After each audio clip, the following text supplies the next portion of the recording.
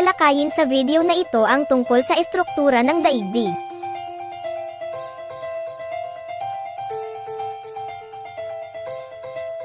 Ang daigdig ay binubuo ng crust, mantle at core. Ang core ay nahahati sa dalawa, outer at inner core. Ang crust ay binubuo ng matigas at mabatong bahagi ng planeta. Ang mantle ay isang patong ng mga batong napakainit kaya malamig.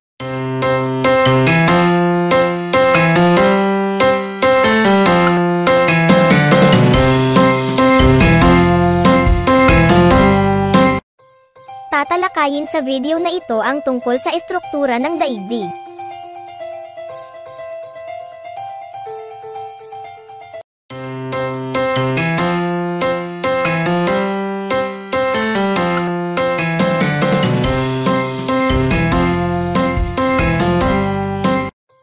Tatalakayin sa video na ito ang tungkol sa estruktura ng daigdig.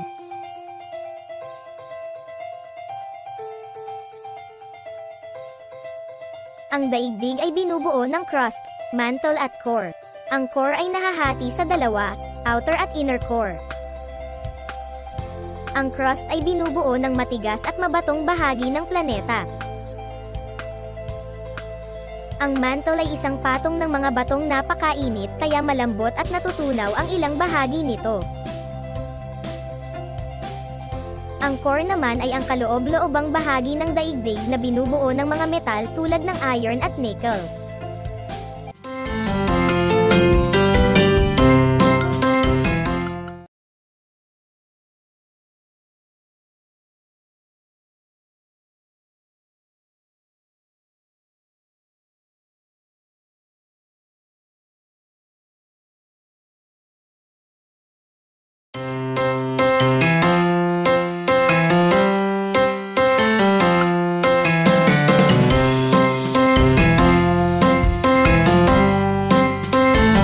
Tatalakayin sa video na ito ang iba't ibang guhit na makikita sa mapa o globo.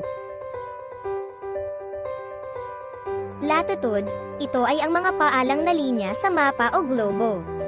Ang latitude ang nagbibigay ng lokasyong hilaga o timog ng Ecuador. Ito rin ang mga linyang ginagamit upang tukuyin ang klima sa isang bahagi ng mundo.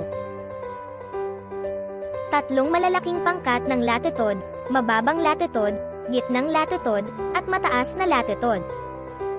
Ang longitude o longitude ay patayo o ang mga pababang linya sa mapa o globo. Ito ang nagbibigay direksyon sa silangan o kanluran. Ang linyang ito ang gamit upang matukoy ang oras sa bawat bahagi ng mundo. Ang bawat isang degree ang layo na longitude ay may distansyang 111.32 na kilometro.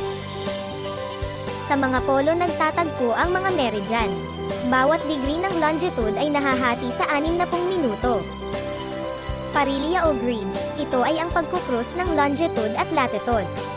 Ang isang lokasyon ay maaaring matagpuan sa isang sistema ng grid sa pamamagitan lamang ng pagbibigay ng dalawang numero na ang mga paalang at patayong mga coordinate ng lokasyon.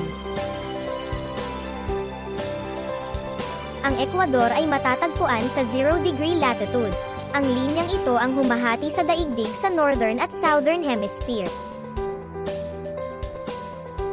Ang Prime Meridian ay matatagpuan sa 0 degree longitude. Tumetawid ang linyang ito sa Greenwich, England, ang pook na nagtatakda ng standard time ng daigdig.